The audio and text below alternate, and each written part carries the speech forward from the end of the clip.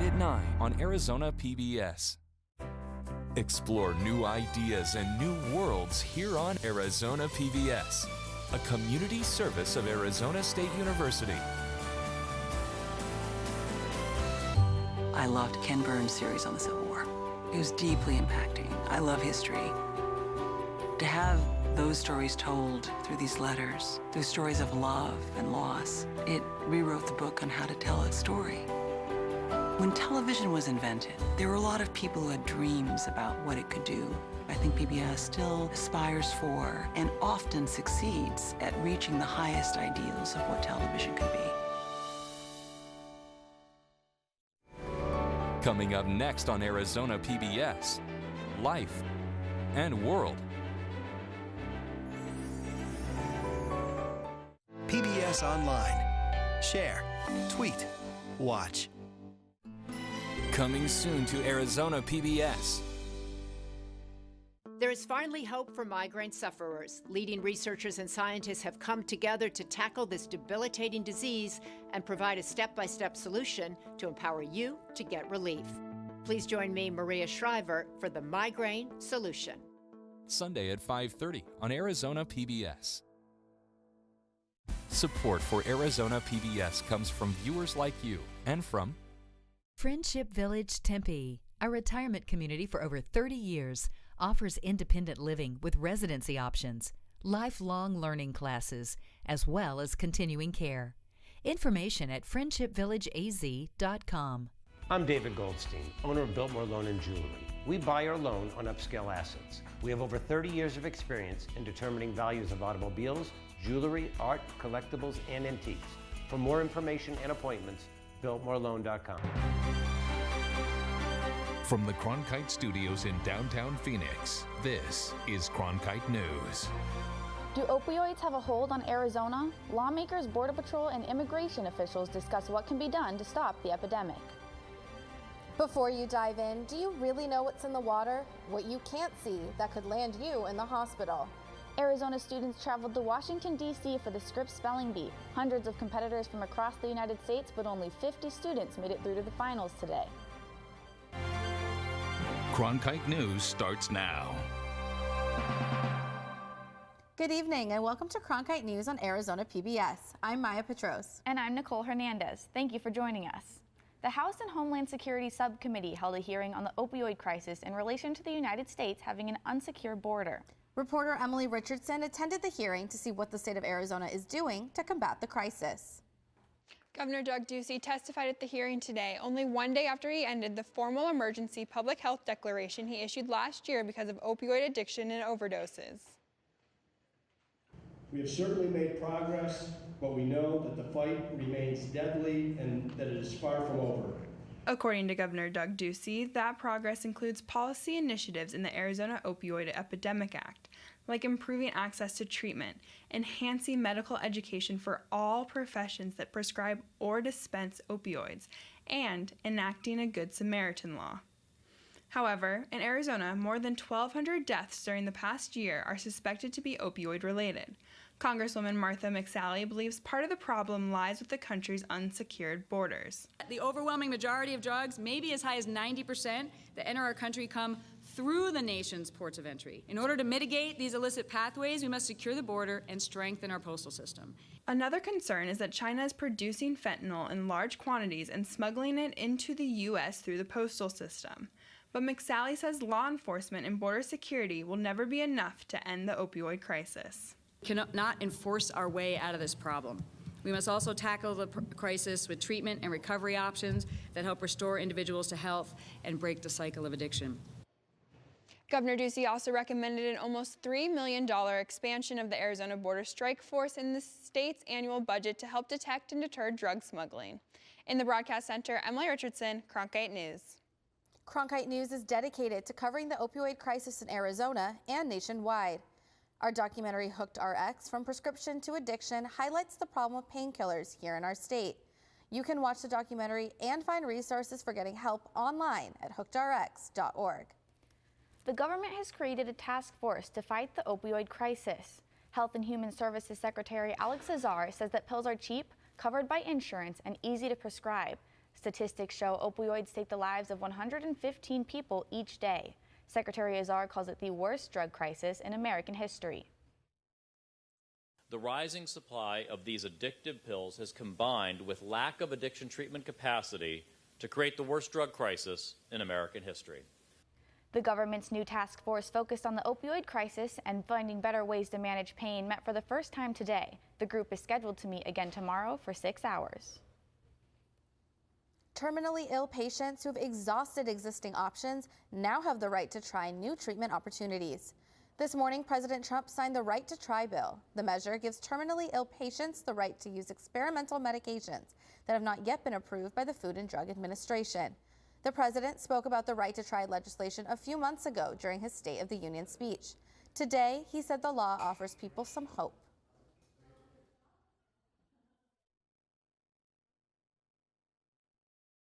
We are finally giving these wonderful Americans the right to try.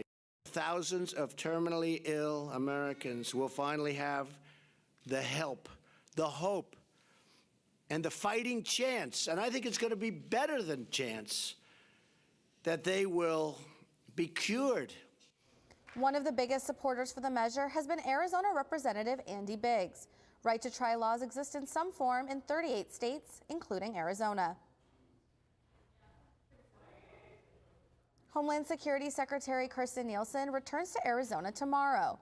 She'll be making a couple stops at the border, as well as meeting with several county sheriffs. Nielsen was in Arizona just last month, touring the border with Governor Ducey. During that time, she called the situation at the border a crisis, claiming there's an unknown number of people and drugs coming into our state. As the Senate primary gets closer and closer, Arizona politicians continue to file their petitions in order to officially join the race for the United States Senate. The latest to submit their signatures, Representative Martha McSally. She says her time as representative has allowed her to build a good relationship with the president. I'm honored to be at the table, and I look forward to continuing to partner with him in order to address the highest priorities of Arizonans. McSally is running to replace Senator Jeff Flake. Also in the race on the Republican side, Kelly Ward and former Maricopa County Sheriff Joe Arpaio. On the Democrat side are Representative Kirsten Sinema and Debra Aboud. The deadline to run for governor ended just a few minutes ago. There will be 3 Democrats on the ballot. David Garcia, who spent most of his life in public education, State Senator Steve Farley, who's been working in government for over a decade, and Kelly Fryer, who is the CEO of the YWCA Southern Arizona. Governor Doug Ducey is expected to win the Republican primary. Now, Arizona's primary happens on August 28th. For the next month, expect to see 5 billboards inviting Arizona teachers to work in Texas. The billboards went up this week along Valley freeways and were paid for by the Fort Worth Independent School District.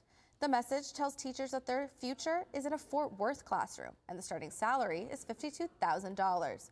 The district says the billboards are simply a recruiting effort to find good teachers. Now, the billboards come a month after Arizona teachers walked out of the classroom for 6 days, demanding higher pay. Arizona lawmakers then approved a plan to hike teacher salaries. Summer is a great time to go swimming, but there are some precautions you should take before getting into the pool. Reporter Amanda Mason takes us on a ride along with the Maricopa County Environmental Services Department. Now, invisible bacteria and parasites can be lurking in the water. So how do you know if a pool is safe to swim in? Well, the CDC reported that 1 in 8 pools had problems so serious the pool had to be closed immediately. But there are a few steps you can take to make sure you and your family are safe.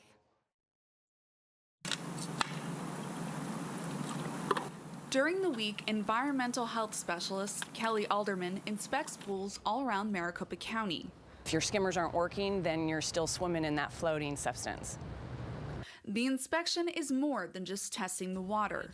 Alderman is checking water flow, main drains, the surface of the pool floor, integrity and size of the gates, and the pump valves. If someone accidentally leaves the vacuum valve open, you've got suction. It's a very powerful suction, like it will suck your hand in there. Experts say that one way you can keep you and your family healthy is by taking a shower before and after you get in the pool. One of the common parasites found in pools is called Cryptosporidium, and it can survive around 10 days in chlorine-treated pools and is hard to test for. So crypto can be incredibly contagious. You only need a few particles of disease to make you sick. So it can be easy for people to catch, but not necessarily easy to detect in pools because it only needs a few particles. So if you sample in one area of a pool, you might not pick it up, but you might find it in a different area of a swimming pool or recreational body of water. Crypto is from fecal matter that gets into the pool. Experts say if you feel sick, don't go swimming for 2 weeks. The way you get these waterborne diseases is by ingesting them or swallowing them. So it's really important when you're swimming that you don't swallow any water. You remind your kids that water is not for drinking. If it's pool water, that's why they have a bottle of water next to them to stay hydrated. For parents with babies, health specialists say change their diapers away from the pool and wash your hands before you get in. Experts recommend that you check the pool before you get in it. For example, is the water clean? Can you see the bottom of the pool? You can also check the Maricopa County Inspections website to see if your local pool passed inspection. In the broadcast center, Amanda Mason, Cronkite News. Cochise County officials are reporting a sharp increase in wildlife rabies cases. This year, officials have seen 15 cases of rabies, primarily in skunks and foxes. The average number of rabies cases has increased to 40 per year since 2016. To keep your pets safe, county health officials recommend vaccinating and keeping pet food indoors to avoid drawing wildlife to your home. Earning a high school diploma is a journey most of us never forget. But for some, that achievement can be a difficult one. Ahead on Cronkite News, a process that was well worth it, how some adults persevered life to get that diploma. Plus, out with the old and in with the new, why it was demolition day at the ISM Raceway. I'm Judy Woodruff, anchor and managing editor of the PBS NewsHour. The journalists of tomorrow face a fast-changing media landscape, but quality news remains vitally important to our communities, our country, and our world. At ASU's Walter Cronkite School of Journalism and Mass Communication, students learn solid, reliable reporting, holding the powerful accountable, and rebuilding the public's trust. The Cronkite School and Arizona PBS, preparing the next generation for a stronger future of journalism. As journalists at Cronkite News, we report on stories that matter to you by focusing on the local impact.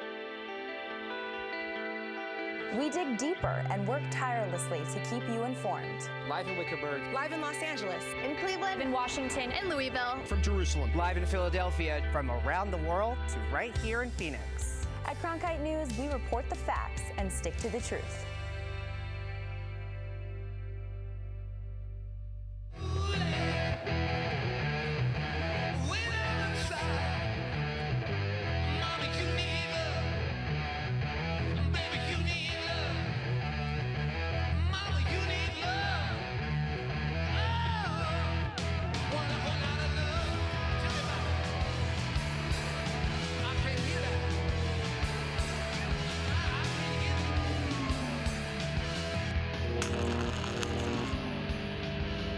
Millions of people die every year from drinking dirty water.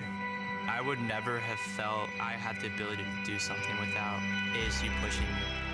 We built filtration systems out of local materials with the people. To see those kids drink clean water for the first time, it's the most rewarding feeling that you can ever have. I went to ASU because I wanted to change the world. The thing I never would have expected is how the world would have changed me. Stories of fresh starts for graduates are not unusual this time of year. As Allison Snell reports, these adult graduates are sharing stories not only of fresh starts, but of second chances. Walking across the stage at Queen Creek High School to receive a diploma has been a dream for many of these adults pursuing their education. And it's the first step that many say they're taking on a path to a new life. I'm originally from Mexico, but I came in here like maybe 25 years, 30 years ago to better life, better work. These adult education students are taking big strides as they walk to receive their high school diploma, but it didn't come easy. It's hard when we have to work and go to school and take care of the kids, and it's very hard. It's challenging. I have no family, so doing things by yourself, it's tough. Graduates came face to face with harsh realities that gave them motivation. I had a son, and I wanted to better my life for him. All this about because my family, my wife, and my kids. That's my only passion. They aren't planning on stopping here. I'm studying aesthetics right now, but I do plan to go back for nursing because, you know, aesthetics is skincare, but, you know, nursing is just a building block to get further where you want. I try to get more education, to get more English, like writing, and because I'm very bad at writing. I got a long time to go. With big plans ahead, they remember the struggles they're leaving behind. They're in situations where they have people to guide them and tell them this is what you need to do and this is why, but then there's people like me who don't have that. Lessons learned have given the graduates more insight into their future. I can help anyone in any way, even if that's just talking. I'll do that because people need that. Queen Creek graduates range in age from 18 to 80 and are from many different countries. Some graduated with their high school equivalency diploma, some were induced into the Honor Society, and others received certificates. In the Broadcast Center, Allison Snell, Cronkite News. A University of Arizona professor has been elected a member of the National Academy of Sciences. Carol Barnes is a professor of psychology and neurology. She's one of the world's leading experts on brain aging. 84 new members were elected into the National Academy of Sciences. Barnes was the only woman. An Arizonan. The Scripps Spelling Bee has drawn the largest number of competitors in its history. Over 500 students made the trip to Washington, D.C., hoping to become the nation's top speller. Coming up on Cronkite News, the field has dwindled. How many Arizonans made tomorrow's finals? And our temperatures are climbing here in the valley, but just how high are they going to get? Stay tuned for your full 7-day forecast. This is my last broadcast as the anchor man of the CBS Evening News, and that's the way it is. Carrying on the baton of those who came before us, our superb team of journalists, writers, reporters, editors, producers work each and every week to tell the stories critical to you. For Arizona news that matters, tune into Cronkite News weeknights at 5 on Arizona PBS. I'm Matt Berry, ESPN Sports Center anchor and graduate of ASU's Walter Cronkite School of Journalism and Mass Communication. With its bachelor's and master's degrees in sports journalism, the Cronkite School is preparing the next generation of sports journalists to tell stories that matter, stories that excite, inspire, and inform. Cronkite immerses students in covering sports at all levels in one of the country's top sports markets. It's this hands-on experience under the guidance of award-winning sports media veterans that shape the top journalists of tomorrow. By the year 2050, there will be more plastic in the ocean than fish. Before Professor Halden, I had an insane amount of passion, but I almost felt helpless because I didn't know how to use it. Professor Halden gave me a chance to make a difference. Being at a place like ASU allows you to take these big leaps. Ultimately, the biggest problems in the world cannot be solved alone.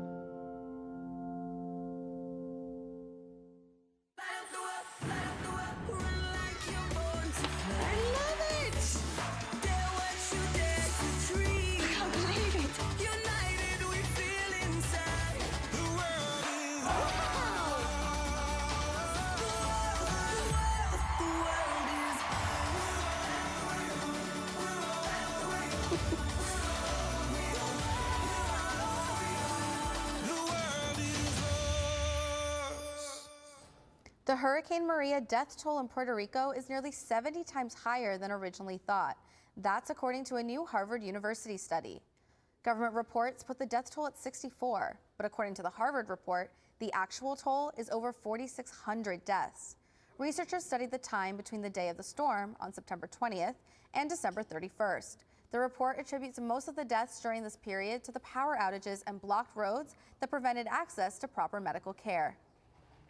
Another national forest is closing large areas because of dangerous wildfire conditions. The Prescott National Forest is about to become the 5th forest to close some land. This Friday, hiking and camping areas near the city of Prescott will be off limits. The Coconino, Kaibab, Tonto, and Apache Sitgraves forests already have closures due to dangerous dry conditions. We've been seeing triple digits most of the week, and that first 110-degree day is right around the corner. Lauren Sheeler is in the Weather Center with a look at this week's forecast. Well, we're currently sitting at 99 degrees, high thin clouds, nothing too serious wind-wise. But if you're already getting sick of our warmer summer temperatures, you might want to take a trip to one of our neighboring states. We saw beautiful temperatures along our west coast, 60s in San Francisco and Los Angeles. You could also head up north. We saw 80s over in Colorado. But taking a look at our temperatures for our state, we had some nice temperatures as well. We had 81 up in the Grand Canyon. Otherwise, down south in our southern part of our state, we still are seeing triple digits. We did see 99 down south in Tucson, 83 out in Show, and 99 out west in Yuma. But we are in store for an excessive heat warning. Now, this is going to be effective daytime this Sunday. You're going to see this play out in our 7-day forecast coming up. But what this means in the meantime, you have a couple tips. One, you need to be drinking more water than you think you need. And then secondly, if you're planning on driving this weekend, you're going to want to inspect your vehicle before you head out. A lot of highway fires have actually been started by vehicles dragging along scrap objects. Now, to our 7-day forecast. Will our heat be kind to us these next couple of days? Unfortunately, we're going to see these numbers continuing to climb in our highs. We see 109 on Sunday. That's our effective heat warning taking place. And then those highs are going to continue to stay warm, but we're going to stay optimistic because our lows are still in those upper 70s, and we're going to cling on to those for as long as we can. For Cronkite Weather, I'm Lauren Sheeler. It's day 2 at the Scripps National Spelling Bee, where the competition is getting intense. The field will be narrowed from the hundreds who started the day to just 50 who will advance to the finals tomorrow. Cronkite News reporter Danny Koval is in our Washington bureau, and she's been following the Arizona students in the competition.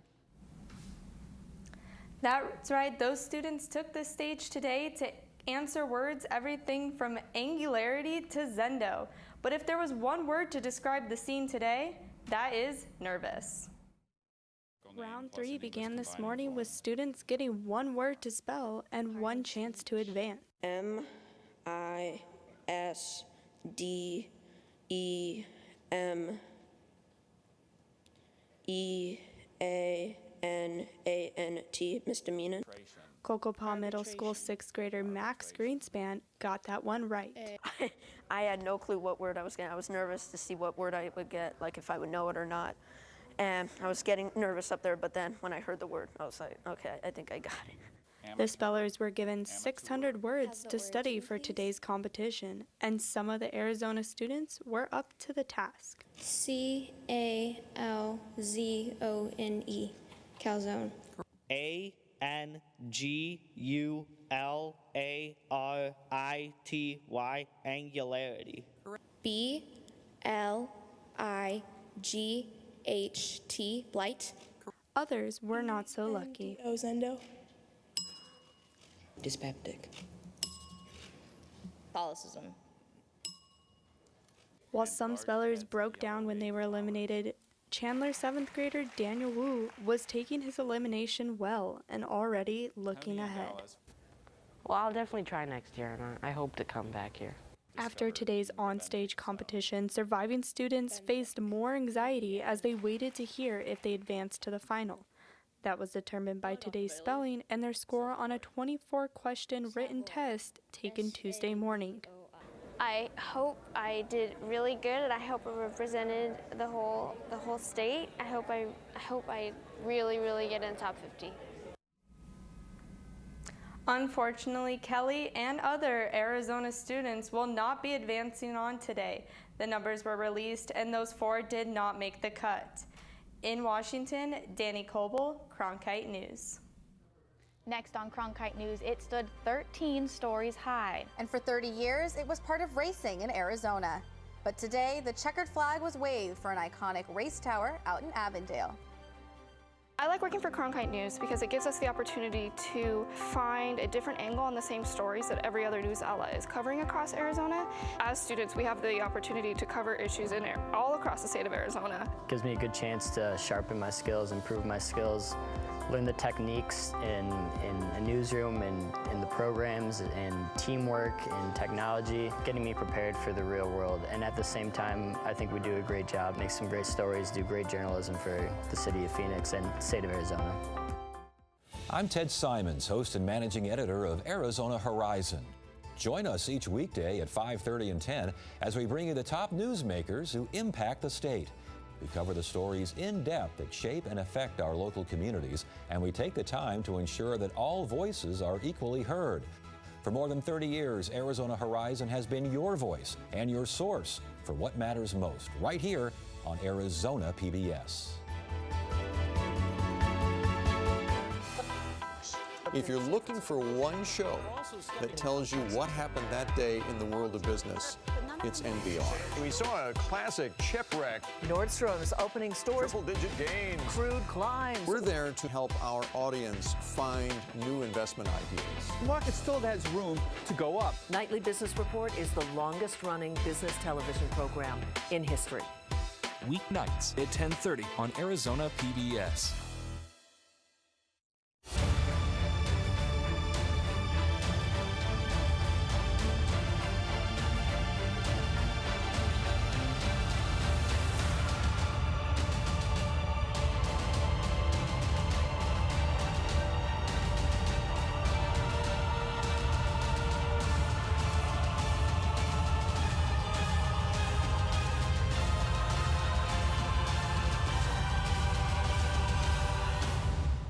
In your middle to late 40s, you might want to consider getting a colorectal screening.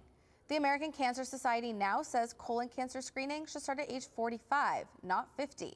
The new recommended age is for people at an average risk. High-risk communities, including African Americans and Alaska Natives, should get screened even earlier. There may be something to say about the whole walking and chewing gum at the same time thing. A new study in the Journal of Physical Therapy Science says that there are health benefits to chewing gum. Researchers report that people use more energy while chewing gum and walking. Chewing gum can help people lose weight, cope with stress, and stimulate circulation, according to the research. And it was Demolition Day at ISM Raceway in Avondale. The 30-year-old 13-story race control tower was demolished. It's the next step in the track's $178 million renovation project. The track's officials said the removal of the tower is one of the last big milestones in the nearly 2-year revamp currently underway. New grandstands will occupy the tower's former location. The renovations also include a new race control center, a new starting line position, and multiple upgrades for fans, including Wi-Fi at every seat. Racetrack officials said that the project is expected to be completed in time for a NASCAR race this November. Another major championship sporting event could return to the Valley soon. On the heels of last week's announcement that the 2023 Super Bowl is coming back to the desert, NCAA officials visited Phoenix today as part of the bidding process for men's basketball Final Four set to take place in the middle of the next decade. We're very interested in what the city, the community, Glendale are all planning for the future for this event, and really excited about what the potential would be. We had a great experience here in 2017. Study done by Arizona State University's W.P. Carey School of Business. When Arizona hosted the 2017 Final Four, the event generated over $320 million in statewide economic impact.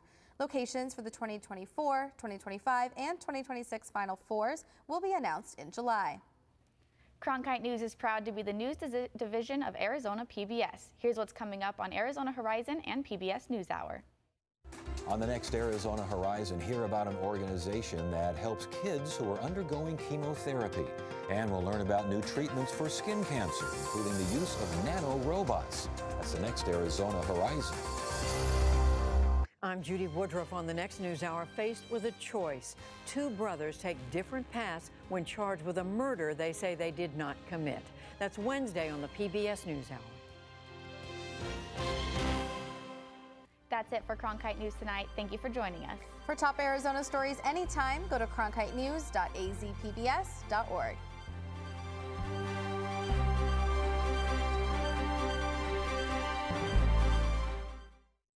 Support for Arizona PBS comes from viewers like you and from Friendship Village Tempe, a retirement community for over 30 years, offers independent living with residency options, lifelong learning classes, as well as continuing care. Information at friendshipvillageaz.com.